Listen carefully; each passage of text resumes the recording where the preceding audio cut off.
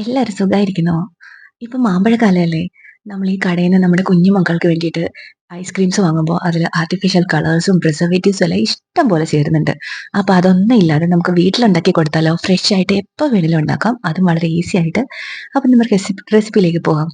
ഞാനിവിടെ സിന്ദൂരി മാങ്ങയാണ് എടുത്തിരിക്കുന്നത്. ദേ ഈ വലിപ്പമുള്ള 2 മാമ്പഴം തൊലി കളഞ്ഞ് കഷ്ണങ്ങളായിട്ട് മുറിച്ചെടുക്കുക. നന്നായി പഴുത്ത് നല്ല മധുരമുള്ള മാങ്ങ എടുക്കാൻ നോക്കുക കേട്ടോ. നാരുകൾ കുറഞ്ഞത്. അതായിരിക്കും ഐസ്ക്രീമിന് കൂടുതൽ നല്ലത്. അത് നമുക്ക് ഈ ഫ്ലഷ് മാത്രമായിട്ട് ഒന്ന് മുറിച്ചെടുക്കാം.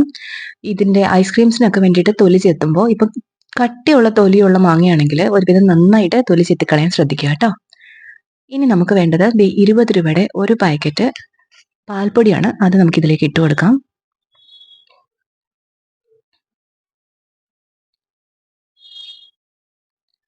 ഇനി നമുക്ക് വേണ്ടത് ഫ്രഷ് ക്രീമാണ്. ഫ്രഷ് ക്രീം ഞാനിവിടെ 100 ml എടുക്കുന്നുണ്ട് കേട്ടോ. ആ ഫ്രഷ് ക്രീമും നമുക്ക് ഈ മാംഗോയുടെയും ഈ പാൽപ്പൊടിയുടെയും മിക്സിലേക്ക് ഒഴിച്ചു കൊടുക്കാം. 100 ml ഫ്രഷ് ക്രീം ഒഴിച്ചു കൊടുക്കുക. ഇനി മധുരത്തിന് ആവശ്യമായിട്ടുള്ള മിൽക്ക് മെയ്ഡും. ഇങ്ങനെ 4 ഇൻഗ്രീഡിയൻറ്റ് മാത്രമേ ഉള്ളൂ ഇതിൻ്റെ അകത്ത്. അല്ലാതെ ഞാൻ ഇതിലേക്ക് വേറെ ഒന്നും ചേർക്കുന്നില്ല. കളറിന് വേണ്ടിയിട്ട് ആർട്ടിഫിഷ്യലായിട്ട് കളറോ ഒന്നും ചേർക്കുന്നില്ല. എല്ലാം നാച്ചുറൽ ആയിട്ടുള്ള സോഴ്സസ് മാത്രമേ ഉള്ളൂ. വളരെ എളുപ്പത്തിൽ നമുക്ക് പ്രിപ്പയർ ചെയ്യാം. വലിയ ചിലവൊന്നുമില്ല.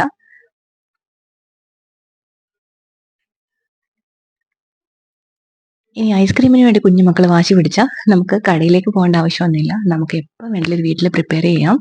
മക്കൾക്ക് ഭയങ്കര സന്തോഷമായിരിക്കും അല്ലേ? അവരുടെ മുന്നിൽ വെച്ച് നമ്മളിത് ഉണ്ടാക്കി അവർക്കൊക്കെ കൊടുക്കുമ്പോൾ. ഇനിയിപ്പോൾ നമുക്ക് മധുരത്തിന് ആവശ്യമുള്ള മിൽക്ക് മെയ്ഡ് ചേർത്ത് കൊടുക്കാം. മിൽക്ക് മെയ്ഡ് കൂടി ഇതിലേക്ക് ഒഴിക്കുക.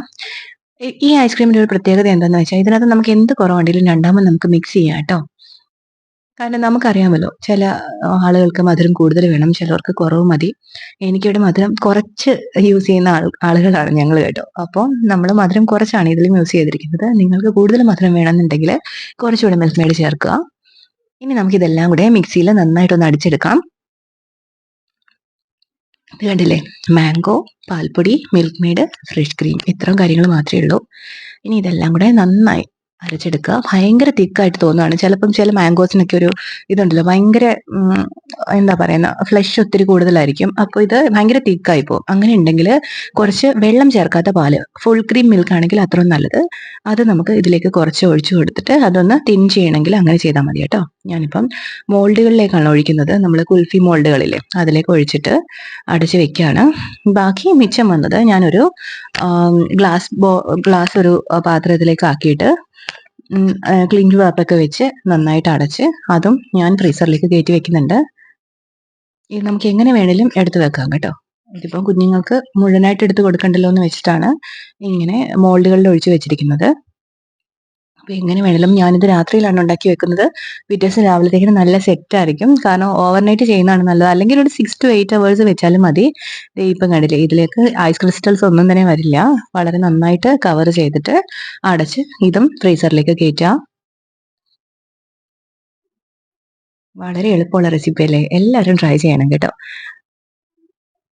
ഇങ്ങനെയുള്ള റെസിപ്പീസ് ഒക്കെ ഉണ്ടാക്കുമ്പോൾ നമുക്ക് മനസ്സിന് തന്നെ ഒരു സന്തോഷം വരും. കാരണം എന്റെ കുഞ്ഞു മക്കള് എന്റെ കൂട്ടത്തിൽ നിൽപ്പുണ്ട് ഇത് കണ്ടുകൊണ്ട്. അന്നേരം അവർ ഇതിനു വേണ്ടി വെയിറ്റ് ചെയ്യാണ്. ഇത് എപ്പോൾ റെഡിയാവും കാണാൻ വേണ്ടിയിട്ട്. ദേ ഇപ്പം നമ്മുടെ ഐസ്ക്രീംസ് എല്ലാം പ്രോപ്പറായിട്ട് ഫ്രോസൺ ആയിട്ടുണ്ട്. ഞാനിത് തുറന്ന് കാണിക്കാം. ഈ മോൾഡുകൾ സാധാരണ നമ്മൾ ടാപ്പ് വാട്ടറിന് താഴെ ഒന്ന് കാണിച്ചാൽ മതി. എന്നിട്ട് നമുക്ക് ഈസി ആയിട്ട് ഇതിൽ നിന്ന് അൺമോൾഡ് ചെയ്തെടുക്കാൻ പറ്റും.